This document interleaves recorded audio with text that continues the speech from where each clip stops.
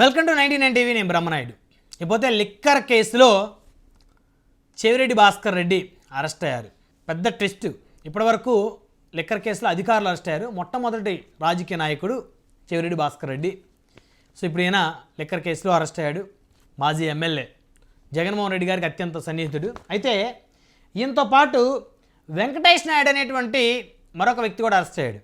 అయితే చాలామంది ఆయన చెవిరెడ్డి భాస్కర్ రెడ్డి గారికి చైల్డ్హుడ్ ఫ్రెండ్ అని చెప్పి చెప్తున్నారు. అసలు వాళ్ళిద్దరిని చూస్తే 55 సంవత్సరాల వయసు దాటిన చెవిరెడ్డి భాస్కర్ రెడ్డి గారు ఎక్కడ, దగ్గర దగ్గర 55 దాకా ఉంటాయి ఆయనకి.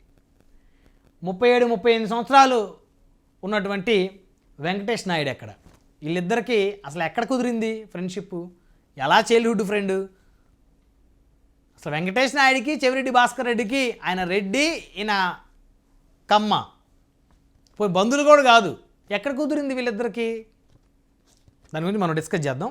మాజీ సీఎం వైఎస్ఆర్సీపీ అధినేత వైఎస్ జగన్మోహన్ రెడ్డికి అత్యంత సన్నిహితంగా పేరొందినటువంటి చెవిరెడ్డి భాస్కర్ రెడ్డి అరెస్టు ఆ పార్టీ శ్రేణులతో పాటు రాజకీయ వర్గాల్లోనూ తీవ్రమైనటువంటి చర్చనీయాంశంగా మారింది.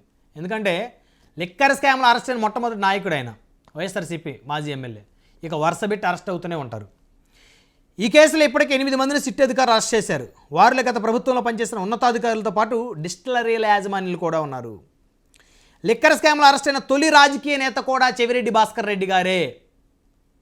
ఎందుకంటే ఇప్పటి వరకు డిస్టిలరీల యాజమానులు, మరి అధికారులు కృష్ణమోహన్ రెడ్డి గారు, ధనుంజయ రెడ్డి గారు, మరి సీఎంఓ ప్రధాన కార్యదర్శి జగన్మోహన్ రెడ్డి గారు ఓఎస్డి, వీళ్ళందరూ అరెస్ట్ అయ్యారు. కానీ రాజకీయ నాయకులు ఇంకా తాకలా. ఈ యొక్క అరెస్టుల సెగ ఇప్పుడు తాకింది చెవిరెడ్డి అరెస్ట్. మరి అరెస్ట్ జగన్మోహన్ రెడ్డి గారిని తాకిన ఆశ్చర్యం లేదు. ఎందుకంటే ముడుపులన్నీ కూడా తాడేపల్లి ప్యాలెస్కే వెళ్ళి అనేది కూటమి ప్రభుత్వం చేస్తున్న ఆరోపణ. సో మరి విచారణలో వెలుగు చూస్తున్న అంశాలు కూడా మరి కూటమి చేస్తున్న ఆరోపణలకి మ్యాచ్ అవుతుంది. కాబట్టి మరి జగన్ గారిని కూడా ఈ లిక్కర్ కేసులో అరెస్ట్ చేస్తారని చూడాలి. ఇకపోతే వైసీపీకి చెందిన ఎంపీ మిథున్ రెడ్డి ఈ కేసులో సాక్షిగా విచారణకు వచ్చినప్పటికీ అరెస్ట్ కాకుండా ఆయన కోర్టును ఆశ్రయించారు. లేకపోతే ఆయన కూడా అరెస్ట్ అయ్యారు. అయితే ఈ కేసులో ఇటీవల చెవిరెడ్డి పేరు తెరపైకి రావడం, వెనువెంటనే అరెస్ట్ కావడం అనేది ఒక పెద్ద చర్చకు తెరలేపింది. శ్రీలంకకి వెళ్తుండగా అరెస్ట్ చేశారని తెలుస్తుంది. చెవిరెడ్డి భాస్కర్ రెడ్డి ఆయన స్నేహితుడు రియల్ ఎస్టేట్ వ్యాపారి వెంకటేష్ నాయుడు. ఎక్కడ రియల్ ఎస్టేట్ చేశాడు మరి ఆయన? మరి ఈయన చేసిన రియల్ ఎస్టేట్లు ఎక్కడ? మరి ఎన్ని బిల్డింగులు కట్టాడో, లేకపోతే మరి ఎన్ని ఎకరాల్లో వెంచర్లు వేసి రియల్ ఎస్టేట్ వ్యాపారం అయ్యాడో తెలియదు. కానీ ఈ విధంగా రాస్తున్నారు చాలామంది, ఈ విధంగా మాట్లాడుతున్నారు. ఆయన చైల్డ్హుడ్ ఫ్రెండ్ అని, ఆయన బాల్య స్నేహితుడు కావడానికి 55 సంవత్సరాలు ఆయన ఎక్కడ, 37 సంవత్సరాలు ఈయన ఎక్కడ? ఇద్దరి మధ్య 18 సంవత్సరాల దాకా డిఫరెన్స్ ఉంది, ఏజ్ డిఫరెన్స్. మరి ఎట్లా అవుతారో బాల్య స్నేహితులు? మరి వీళ్ళిద్దరి మధ్య ఎక్కడ కలిసిందో మైత్రి, స్నేహం. రియల్ ఎస్టేట్ వ్యాపారి వెంకటేష్ నాయుడు శ్రీలంకలోని కొలంబో వెళ్లేందుకు మంగళవారం బెంగళూరు ఎయిర్పోర్టుకు చేరుకున్నారు. అది పరిస్థితి. శ్రీలంకలోని కొలంబో వెళ్ళటం కోసం ఆ వెంకటేష్ నాయుడు మంగళవారం మరి బెంగళూరు ఎయిర్పోర్టుకు చేరుకున్నాడు. మద్యం కేసులో నిందితుడిగా ఉన్న చెవిరెడ్డిపై ఇప్పటికీ దాదాపు ఇప్పటి వరకు ఆయన మీద చాలా కేసులు ఉన్నాయి ఈ మద్యానికి సంబంధించి. అయితే పోలీసులు లుకౌట్ నోటీసులు జారీ చేయడంతో బెంగళూరు విమానాశ్రయంలో ఇమిగ్రేషన్ అధికారులు వారిని అడ్డుకొని ఆంధ్రప్రదేశ్ పోలీసులకు సమాచారం అందిస్తే అప్పుడు వచ్చారు ఆంధ్రప్రదేశ్ పోలీసులు. లేకపోతే చెక్కేసేవాళ్ళు. ఆయన చెక్కేసేవాడు వెంకటేష్ నాయుడు, చైల్డ్హుడ్ ఫ్రెండ్, ఆయన బాల్య స్నేహితుడు. ఈయన చెక్కేసేవాడు. అయితే మద్యం కేసు దర్యాప్తు చేస్తున్న సిట్ అధికారులు హుటాహుటిన బెంగళూరు వెళ్ళి చెవిరెడ్డితో పాటు వెంకటేష్ నాయుడిని అరెస్ట్ చేసి విజయవాడ తరలిస్తున్నట్టు సిట్ వర్గాలు మీడియాకు వెల్లడించాయి. అది పరిస్థితి. వెంకటేష్ నాయుడిని కూడా అరెస్ట్ చేసి తరలించినట్టు సిట్ వర్గాలు మీడియాకు చెప్పాయి. అసలు చెవిరెడ్డిపై ఉన్న ఆరోపణలు చూద్దాం. గత వైసీపీ ప్రభుత్వంలో 2019 నుంచి 2024 మధ్యలో వేల కోట్ల రూపాయల విలువైన మద్యం కుంభకోణం జరిగిందని, ఆ 5 సంవత్సరాలలో నాటి వైసీపీ పెద్దలు కొన్ని మద్యం డిస్టిలరీలు, సరఫరా కంపెనీలకు అనుకూలంగా వ్యవహరించి అక్రమంగా అర్జించారని చెప్పేసి ఆరోపిస్తూ కూటమి ప్రభుత్వం ప్రత్యేక దర్యాప్తును సిట్ విచారణ నియమించింది. వేల కోట్ల రూపాయలు అక్రమంగా మరి వీళ్ళు పోగేసుకున్నారని, వేల కోట్ల రూపాయల విలువైన మద్యం కుంభకోణం జరిగిందని, 5 ఏళ్ల కాలంలో కొన్ని మద్యం డిస్టిలరీలు, సరఫరాల కంపెనీలకు అనుకూలంగా వ్యవహరించి అక్రమంగా అర్జించారని చెప్పేసి ఆరోపిస్తూ కూటమి ప్రభుత్వం ఒక సిట్ విచారణ నియమించింది. అయితే చెవిరెడ్డిపై సిట్లు ఏమేమి ఆరోపణలు చేసిందంటే, మద్యం డిస్టిలరీలు, సరఫరా కంపెనీల నుంచి వసూలు చేసిన ముడుపుల సొమ్ము దాదాపు 250 కోట్ల నుంచి 300 కోట్లు సొమ్ము చెవిరెడ్డికి చేరిందంట. మరి ఈ డబ్బులే పెట్టుంటాడు, పోటీ చేశాడు కదా ఒంగోలు ఎంపీగా. మరి ఆయన కింద ఉన్న 7 ఎమ్మెల్యేలకు డబ్బులు ఇవ్వాలి, ఇచ్చింటాడు. మరి జనాల రక్తం దాగి జనాలకి మరి పిచ్చి మద్యాన్ని బూమ్ బూమ్ బీర్లు, ప్రెసిడెంట్ మెడల్ లాంటి పిచ్చి మద్యం రూపాయిది 10 రూపాయలకు అమ్మి వాళ్ళ రక్తం పీల్చి మళ్ళీ ఆ డబ్బులే ఎమ్మెల్యేలకు ఇచ్చి ఆయన ఎంపీ అవ్వటం కోసం మరి ఆయన పంచిన పరిస్థితి. సో దేవుడు ఉన్నాడు కాబట్టి పాపపు సొమ్ము పాపానే పోయిద్దని చెప్పేసి ఆయన గెలవాలి ఎంపీగా. అయితే ఆ మొత్తాన్ని చెవిరెడ్డి గతేడాది ఎన్నికల సమయంలో తన వ్యక్తిగత సిబ్బంది తనకు అనుకూలురైన వ్యక్తుల ద్వారా వైసీపీ అభ్యర్థులకు చేరవేశారని దర్యాప్తులో గుర్తించింది. జగ్గయ్యపేట చెక్పోస్ట్ వద్ద డబ్బులతో ఒక లారీ దొరికిందంట. ఇప్పుడు 2024 మే 9వ తేదీన ఎలక్షన్ కోడ్ అమల్లో ఉన్న సమయంలో ఎన్టీఆర్ జిల్లా జగ్గయ్యపేట మండలం గరికపాడు చెక్పోస్ట్ వద్ద పోలీసులకు ఓ లారీలో అక్రమంగా తరలిస్తున్న 8,36,00,000 రూపాయల సొమ్ము పట్టుబడింది. డబ్బు ఒక లారీలో అక్రమంగా 8,36,00,000 రూపాయల సొమ్ము తరలిస్తే అది జగ్గయ్యపేట మండలం గరికపాడు చెక్పోస్ట్ వద్ద పోలీసులకి పట్టుబడింది. అయితే సిట్టు చెప్తున్నటువంటి విధానం ప్రకారం ఆ సొమ్ము మొత్తం మద్యం ముడుపులకు సంబంధించింది, దాని వెనక చెవిరెడ్డి పాత్ర ఉందని చెప్పి సిట్టు చెప్తుంది. అయితే ఆ సొమ్మును రాజకాస్ రెడ్డి, ఇప్పటికే మద్యం కుంభకోణంలో ఆయన అరెస్ట్ అయినాడు ఆల్రెడీ రాజకాస్ రెడ్డి.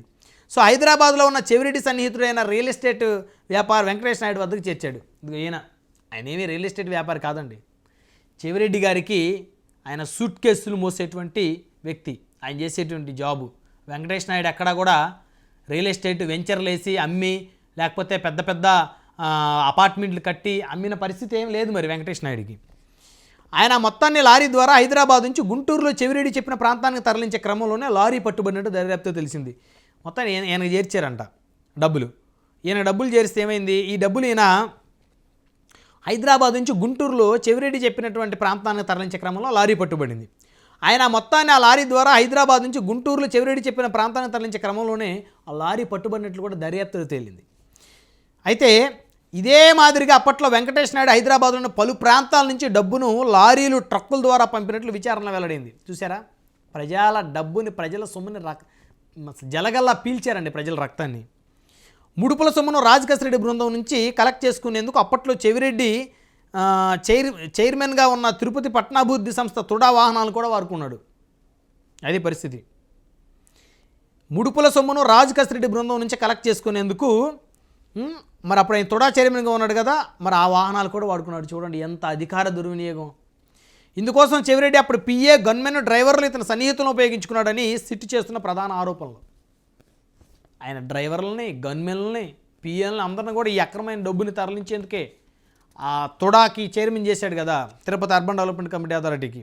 సో ఆ వాహనాలు ఉంటాయి కాబట్టి ఆ వాహనాల్లో డబ్బులు తరలించాడు. ఎంత దుర్మార్గం అండి. Real estate Venkatesh Naidu, realtor Venkatesh నాయుడిని సిట్ అధికారులు బుధవారం అరెస్ట్ చేయగా రాజకాస్ రెడ్డి గతంలో అరెస్ట్ అయిన విషయం అందరూ తెలిసిందే. దీంతో వారితో మాట్లాడే అవకాశం మరి ప్రధానంగా ఏ మీడియా ఛానల్ కూడా దొరకలేదు. వారి యొక్క వాయిస్ తీసుకొని అవకాశం ఇప్పుడు ఆయన ఏం చెప్తున్నాడు బయటకు వచ్చాక, నేను కష్టపడి మరి ఇదే వెంకటేష్ నాయుడు 2015-2016 ప్రాంతంలో హైదరాబాదులో ఆయనకి తినడానికి తిండి లేని పరిస్థితి ఆయనకి హైదరాబాదులో.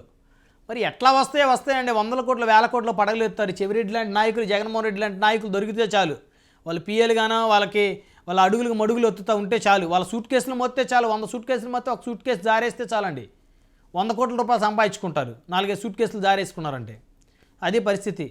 మరి ఈ వెంకటేష్ నాయుడు అసలు ఒక సాధారణ వ్యక్తి. అతను 2015-2016 టైంలో హైదరాబాదులో అతను తినటానికి తిండి లేక ఇబ్బంది పడుతున్నటువంటి వ్యక్తి మరి పట్టుమని 10 సంవత్సరాల్లో 100 కోట్ల రూపాయల పడగలెత్తి పెద్ద రియల్ ఎస్టేట్ వ్యాపారం అని చెప్పేసి చెప్తున్నాడంటే మరి ఏమి రియల్ ఎస్టేట్ చేశాడు, ఎన్ని వెంచర్లు వేశాడు, వేస్తే ఎవరి డబ్బులతో వేసాడు, ఎక్కడ ఆయన సంస్థ ఎక్కడ, ఏం సంస్థ అయింది?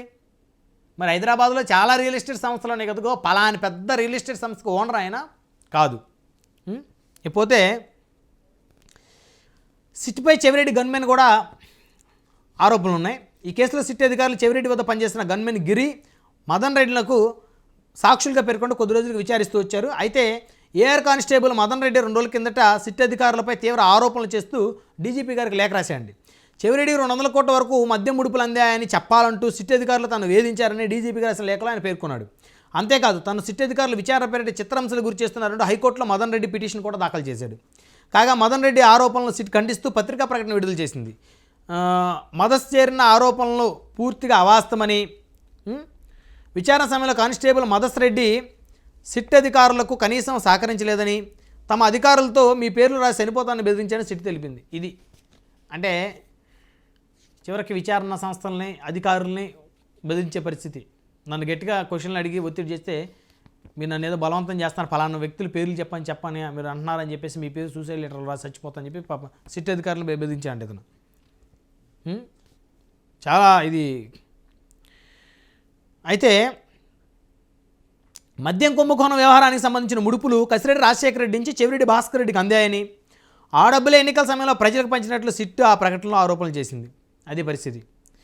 కసిరెడ్డి రాజశేఖర రెడ్డి చెవిరెడ్డి భాస్కర్ రెడ్డికి అందాయంట. మరి ఒంగోలు వచ్చాడు కదా ఎంపీగా పోటీ చేయడానికి, మరి ఆ డబ్బులే ఆ మద్యం కుంభకోణంలో మరి ఆ లిక్కర్ స్కామ్లో సంపాదించిన ఆ డబ్బులు ప్రజల రక్తాన్ని జలగలా పీల్చి ఆ డబ్బులే మళ్ళీ ప్రజలకు ఇచ్చి ఓట్లు వేయించుకోవడానికి, అందులో ఆ డబ్బులు అంటే మొత్తం కాదండి 5% 10% ఇచ్చుంటారు. ఈ కేసు విచారణ జరుగుతున్న ఇదే సమయంలో కొలంబో వెళ్లేందుకు చెవిరెడ్డి భాస్కర్ రెడ్డి బెంగళూరు చేరుకున్నారు. అయితే ఎయిర్పోర్ట్లో ఇమిగ్రేషన్ అధికారులు అడ్డుకొని సమాచారం అందించడం సిట్ అధికారులు ఆయన అదుపులో తీసుకొని విజయవాడ తరలించారు. ఇది పరిస్థితి. మనం ప్రధానంగా చెప్పొచ్చేది ఏంటంటే అసలు వెంకటేష్ నాయుడు అనే వ్యక్తి చెవిరెడ్డి భాస్కర్ రెడ్డికి చైల్డ్హుడ్ ఫ్రెండ్ కాదు. ఇది పచ్చి అబద్ధం. అసలు వెంకటేష్ నాయుడికి చెవిరెడ్డి భాస్కర్ రెడ్డికి ఎక్కడ వారికి మైత్రి కుదిరిందనేది అధికారులు తేల్చాలి. సిట్ అధికారులు. వాళ్ళిద్దరూ ఒకే సామాజిక వర్గం కాదు, ఒకే రాజకీయ పార్టీ కాదు, ఒకే కులం కాదు, ఒకే ప్రాంతం కూడా కాదు. ఆయన రియల్టర్ వ్యాపారి కాదు వెంకటేష్ నాయుడు. అయితే ఇక్కడ ఇంకో ట్విస్ట్ ఏంటంటే వెంకటేష్ నాయుడు గారు ఆయన సోషల్ మీడియా ఓపెన్ చేస్తే కవిత గారితో ఆయన దిగిన ఫోటోలు కూడా ఇదే వెంకటేష్ నాయుడు తన ఇన్స్టాగ్రామ్లో తన సోషల్ మీడియా ఖాతాలో పోస్ట్ చేసుకున్నాడు. అయితే కవిత గారి ఫోటో ఆయన ఎందుకు పోస్ట్ చేసుకున్నాడు? గతంలో లిక్కర్ స్కామ్కు సంబంధించి కల్వకుంట్ల కవిత గారు అరెస్ట్ అయ్యి మరి జైలు జీవితం కూడా గడిపొచ్చారు, రిమాండ్ కూడా చేసి వచ్చారు. ప్రస్తుతం బెయిల్ మీద ఉన్నారు, ఆరోపణలు ఇంకా ఎదుర్కొంటూనే ఉన్నారు, కేసులను కొట్టివేయాల. అంటే ఇక్కడ ఏదో జరిగింది. ఈ లిక్కర్ స్కాము ఈ వెంకటేష్ నాయుడికి మరి ఆంధ్రప్రదేశ్ చెందిన వెంకటేష్ నాయుడు చెవిరెడ్డి చైల్డ్హుడ్ ఫ్రెండ్ అని చెప్తున్నారు కదా, సరే అదే అనుకుందాం. కవిత గారితో ఫోటో ఎలా దిగాడు? ఫోటో అంత ఈజీగా దిగరు కదా. అసలు కవిత గారితో ఆయనకి ఏం అవసరం?